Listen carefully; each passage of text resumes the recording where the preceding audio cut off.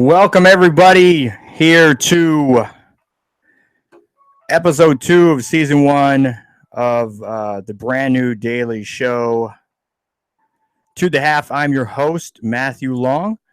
Quick rundown of what we're going to get into today. I'm going to do a quick intro on the national championship game, which is on Monday. I will get more into it in depth on Monday's show. I'm just going to intro into it real quick. And then I'm going to go right into some of the big names that have declared for the NFL draft, including some that have just entered into the draft today. So some big names coming in there. So we'll be looking forward to seeing who we will look for in the draft here in the next couple months and at the combine as well.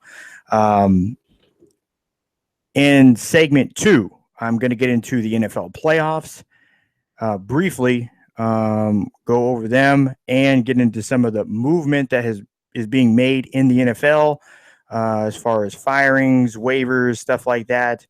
There are some teams that have been pretty active this time of year. That one thing a lot of people don't know is teams do, despite the team being in or not in the playoffs, a lot of teams will do tryouts and stuff and start preparing for some of those guys that may be in independent leagues, international leagues, and arena leagues and stuff like that. Free agents, they'll bring them in for tryouts. The reason being behind that, because you still have time where you can get them into your facility. You can have them start working on team camaraderie. You can start having them work out together and stuff like that. So there's a few things that you can do this time of year that will really help out. So teams do hold tryouts and stuff like that this time of year for free agents and whatnot. But more so, I want to get into some of the stuff that's been happening as far as waivers and as far as coaches being fired or retained. And then in the final segment, I'll get into at least the first team All-Pro list. If we have time left, then I will get into the second team. So some interesting choices there by the Associated Press. And again, I hold the All-Pro list at a higher regard than I do Pro Bowl. I just think it's a bit more in-depth and more accurate of who the better players are, not just all-stars, but actually who the best players are that given season. So we'll get into that. All right, so to start off, of course, here in Tampa on Monday, we'll have the national title game played here in Raymond James Stadium. A lot of news outlets and stuff are starting to show up. I understand the teams are supposed to show up later today or some point today, if they have not already, and start preparing their walkthroughs and whatnot for the game on Monday. Now, it's going to be an interesting game. I do not doubt that. This is a rematch of last year. The ratings were terrible last year for the national title game. Just hoping that this is not a repeat. Hopefully college football fans do want to see this. ESPN and the ratings, and quite frankly, fans probably would have preferred overall to see Ohio State and Alabama play, because you got, a team from the Big Ten Conference, which has, receives the most TV money, has the largest TV audiences, and gives them skin in the game. And then having someone from the SEC like Alabama, who is a perennial team, a dynasty team, if you will, playing in or around the national championship, or as they call the playoffs, the last ever since the inception of the playoffs, Alabama has been in the playoffs, if not in the national title game. So it's going to be an interesting game because they're very well matched up, athlete for athlete, position for position. Clemson has the advantage on in the quarterback position, where Alabama will have more of the benefit at running back and may have a bit better defense. Defensive front, it's going to be interesting to see who has and holds that claim. there. So two really good teams. You can't really knock them too much for anything. Alabama is coming in. Jalen Hurd is a true freshman quarterback. So on the biggest stage, how is he going to perform? Dabu's expecting that.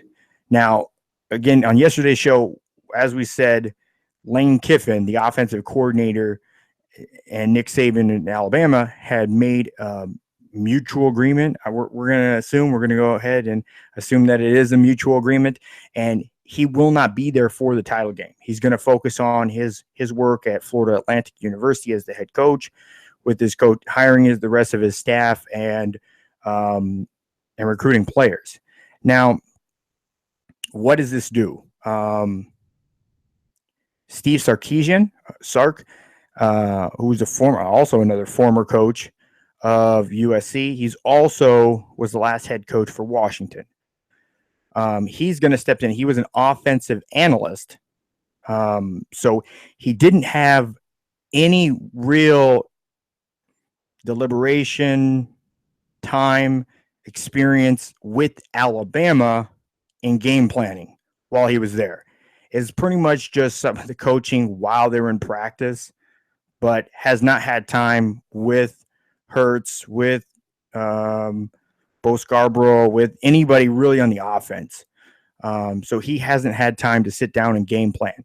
At this point in the game, what Kiffin had put in and what he did to rebuild isn't going to be too different from what he's going to know what he did.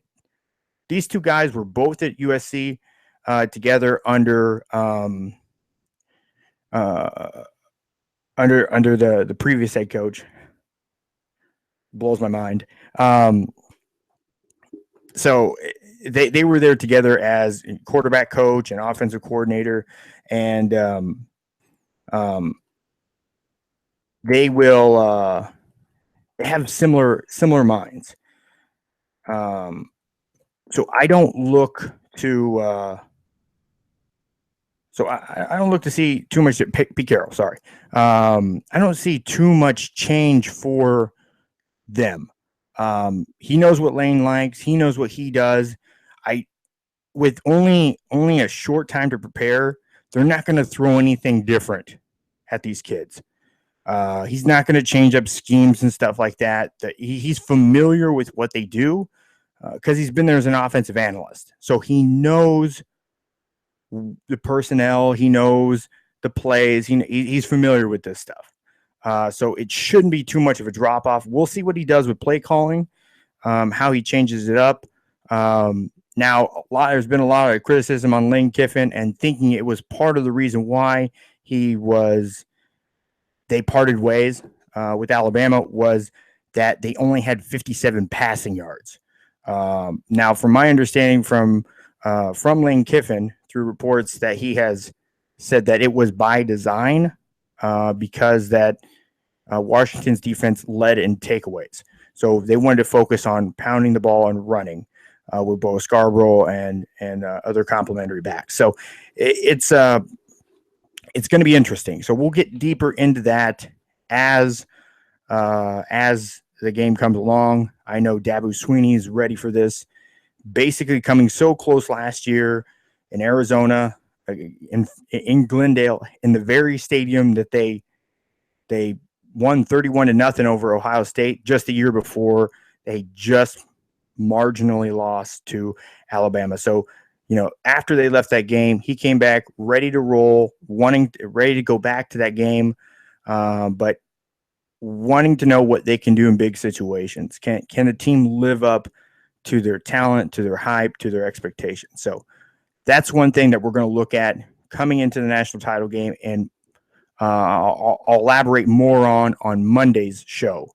Monday's show will actually I'll be doing it from Gainesville, Florida, is where Monday's show will be from. So just kind of a little bit of a heads up there. The background will look different, but you can always follow the show on Facebook. It's a brand new Facebook page, so follow it, share it with your friends. To the half, follow me at Matt Long Sports, and all the podcast versions of this show, as well as any other shows are at the chtonsports.com/listen, or just click on the listen link in the upper left-hand corner. So thank you to our syndicates. We got live video now over on YouTube. So you can see my ugly mug today. We had some technical issues with that yesterday. On Blog Talk Radio on the Go Long Media channel, and then over on Spreaker as well. Just search for the show name or at Matt Long Sports. You'll find it over there as well. We are on SoundCloud, so you can find us on SoundCloud, iTunes, and here pretty soon, hopefully within the next 3 weeks, we'll be able to have our show on iHeartRadio and the TuneIn Radio app. So look for the podcast versions of the show there. Be ready to find us places, man. I'm so excited for this. So a quick rundown now of some of the players that have came out. Kind of pressed for time, so I'm just going to go over the ones that from today that I've got updates on from today. Some of the big names that are entering into this NFL draft. Now, keep in mind here. I'm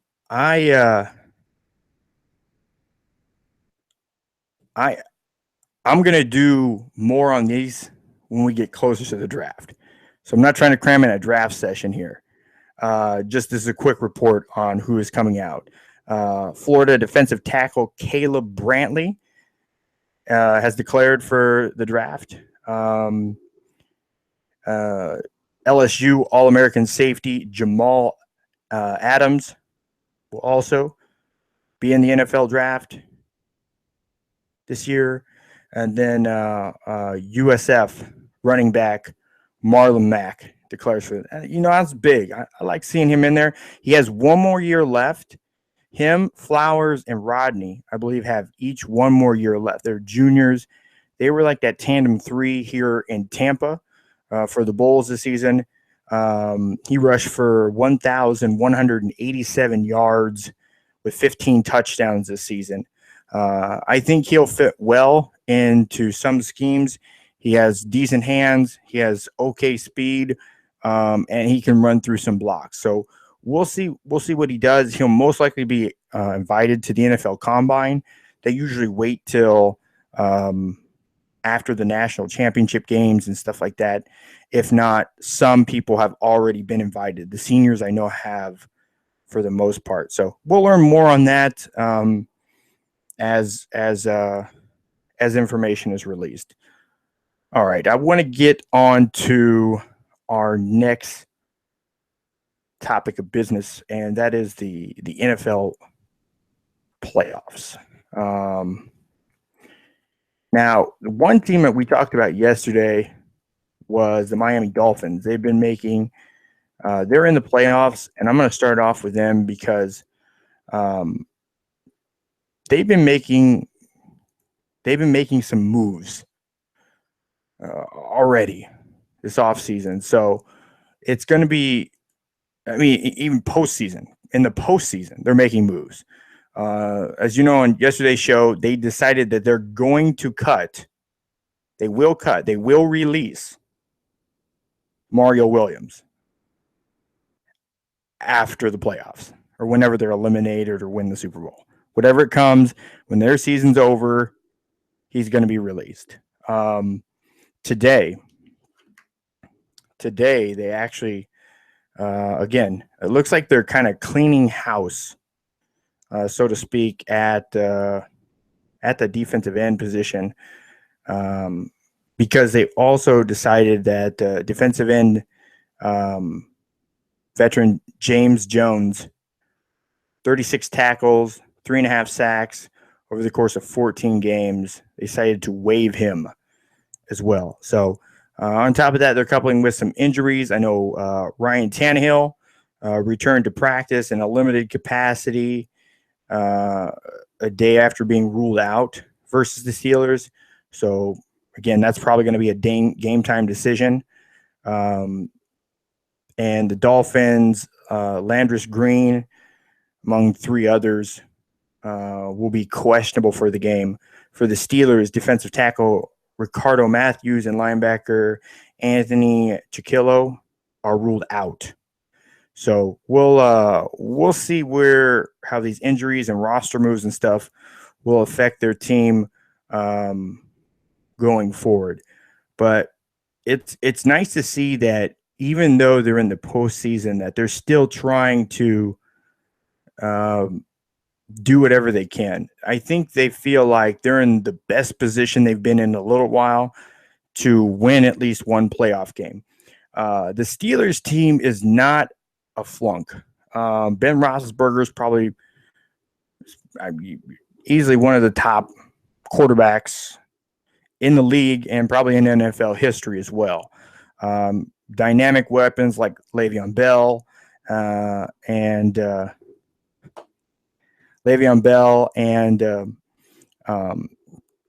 Antonio Brown are just so dynamic for him. Having that combination, they have an average, slightly above average offensive line, and the defense has been kind of getting better. Now, Mike Tomlin, I don't think is an elite quarterback or elite head coach in this league. So again, we've seen him come in second year, win a Super Bowl, and it's just kind of fallen off for him. So again, this is also the same head coach that lost a playoff game to Denver with Tim Tebow. So this is kind of saying that he's been in the playoffs. He's had some minor successes in the playoffs, but for the most part, the Super Bowl buys you time. This is a beatable team. On the other hand, a lot of people think that the Steelers have a good chance of making the Super Bowl. I don't agree, even in the least bit. But I'm seeing there's people outside of Steeler country that are feeling that sort of way. So we have yet to see them really put together something big. Again, that is the 105 game on Sunday.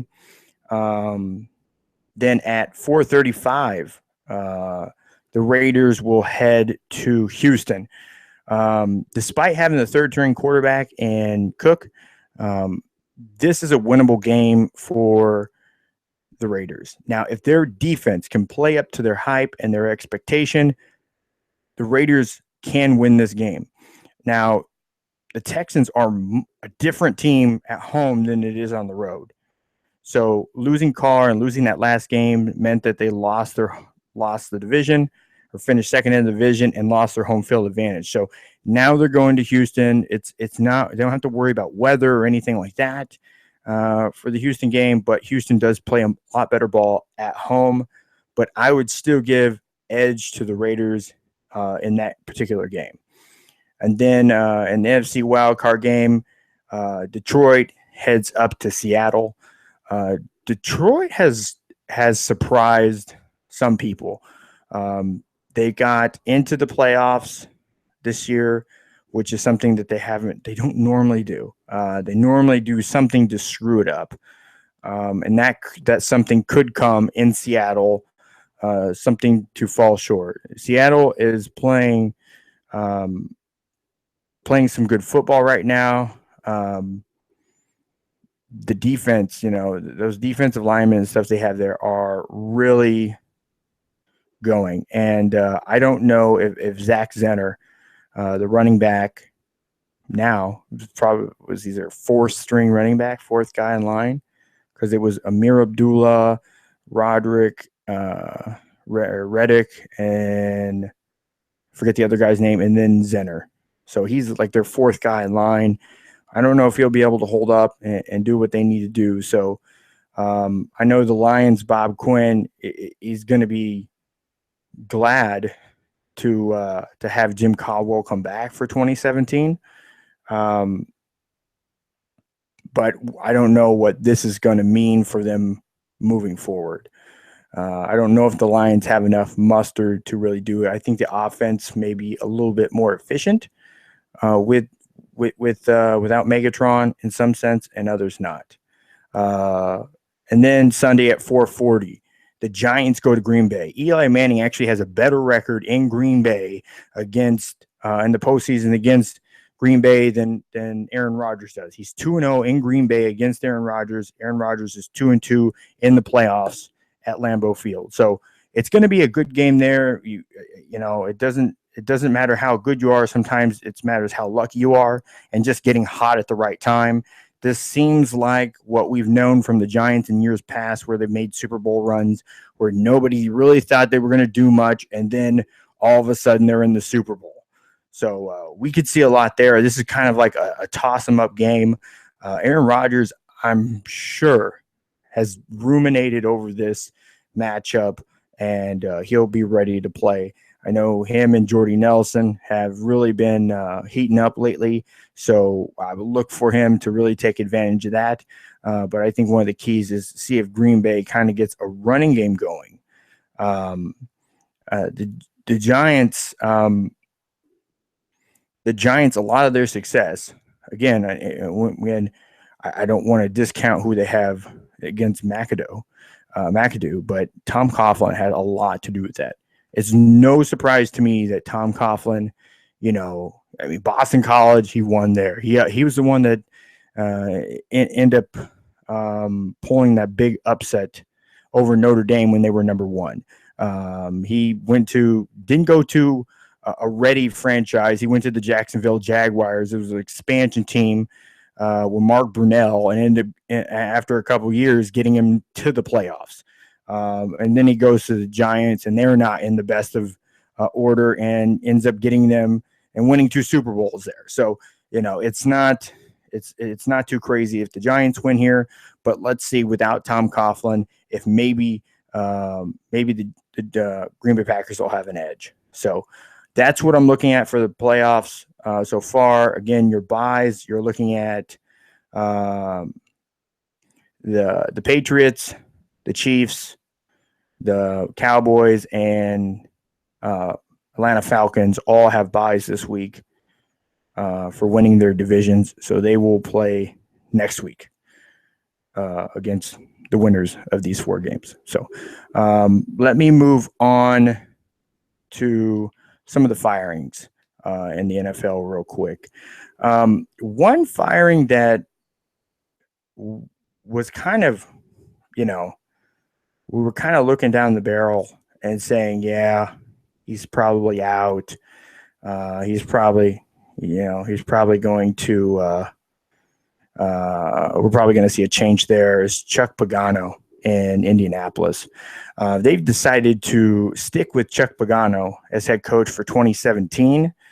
And from what I hear from Ian Rappaport, he reports that they expect the same for Grigson too. So a lot of that coaching staff will be intact. Some of the top end of that coaching staff will be intact, but some will definitely go. They have to make some changes on the defensive side and probably on the offensive line too. So we'll see some big changes there as well. The Saints have fired a good amount of their staff so far. They're probably feeling the pressure that they're going to lose Sean to a team, probably LA or San Diego. So it's not going to, and that's Sean Payton, by the way. So it's not going to really, it's going to change a lot, but it looks like they're starting to prepare, clean some house. What didn't work. So whoever we bring in next, they're not going to have to do this part. So if Sean Payton stays, he's going to have to hire new staff. He has been interviewed at places. The other person that has been interviewed at places is Mike Smith, the defensive coordinator of the Buccaneers. He has interviewed with the Rams. They've talked to him, and he actually just yesterday interviewed with the San Diego Chargers. So there's a few teams that have interviewed him that are interested in him. I would expect him to take a job with another team as a head coach for next season. I think he's 57, so the amount of time that he's going to have left to be a head coach, just because of father time, is coming closer to an end. So I expect him to take a job somewhere else, and Tampa will be looking for a different defensive coordinator here in the next few weeks. I'll be sure to update you on that as soon as I have that information. All right, I'm getting on to the NFL All-Pro list. We got about 4 minutes left in the show, so we'll probably only have time for the first team. I'm seeing some reaction where some people are kind of upset with some of the guys that are on the first team and versus the second team. So starting off, first team offense, or we'll start off first team special teams. There you go. How you like that? Justin Tucker, he makes it pretty much every year from Baltimore as a place kicker. Johnny Hecker from the LA Rams. Again, he was punting all the time. Of course. Kick returner. First team kick returner is Cordell Patterson in Minnesota, which is, we don't have much going for your offense. You got to make it on a special teams. Punt returner Tyreek Hill, no question there. Dynamic player in Kansas City. And then the special teamer is Matt Slater of the New England Patriots. For defense, first team edge rusher, you're looking at, there's two, Khalil Mack from Orlando and Vic Beasley. What a great story there in Atlanta. First year we're worried, and he's kind of like a Gerald McCoy. Every year after that, he's continued to improve. Interior lineman Aaron Donald from the Rams, no question there. He's the best interior lineman in the league, and has been pretty much since he walked in. And then from the New York Jets, Damon Harrison. He's really balled out this year. Now, as far as linebackers, Von Miller from Denver, Bobby Wagner, and Sean Lee from Dallas. So 3 guys there that have been really dynamic, key players along that linebackers for their team. All standouts, great picks by the Associated Press. Cornerbacks, Aqib Talib. First time I haven't screwed his name up. I always tell him Talib Kweli, like the rapper. I didn't screw it up that time. Denver, great pick. And then Marcus Peters out of Kansas City. A kid out of a second-year guy out of Washington who's really balled out again this season, doing a great job. Then second-year guy, safety, Landon Collins for the Giants. Again, he's balled out. And then the great story in Eric Berry in Kansas City. Again, another first team All-Pro. And then defensive back, Chris Harris from Denver. And now to run down your offense, we got about 60 seconds left here. Quarterback, Matt Ryan. Matt Ryan is the first team quarterback. All-Pro. Running back, Ezekiel Elliott, rookie. He's one of a number of rookies that have made it to Pro Bowl in recent years in their first, or All-Pro list in their first season. Lately, flex, at the flex position, they have David Johnson, tight end, Travis Kelce from the Chiefs. Wide receivers, 2 wide receivers are Antonio Brown and Julio Jones. No surprise, either one of those. Left tackle, Tyrone Smith from Dallas. Right tackle, Jack Conklin. Great pickup from last year for Tennessee. Left guard, Kalichi Omesinelli. I screwed that up. I know I did. For Oakland. Right guard, Zach Martin in Dallas. And Travis Friedman in Dallas. Now, Dallas has the most All-Pro guys with 5. 3 along the offensive line. Just to let you know how great it is there. I thank you all for listening.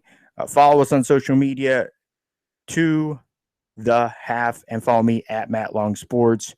Thank you for listening today. We'll be back on Monday to give more information on give you a bit more on the national championship game and some more updates around the world of sports. Thank you for listening to our new daily show. We're working out times on a consistent time. You know, we've been at different times, but enjoy it as long as we can put it out. So check out this show and other shows. You can go over to thechtonsports.com, click on the listen link. You can listen to them there.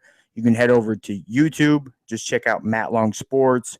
If you go over to Blog Talk Radio, go on the Go Long Media channel or search by the show name. And then Spreaker, the same thing. You can either check out Matt Long Sports or check the show name over there as well. Thank you again for tuning in. Love each and every one of you. Subscribe if you're on YouTube. Go ahead and subscribe, and we'll have more for you next week. Enjoy your weekend. Be safe.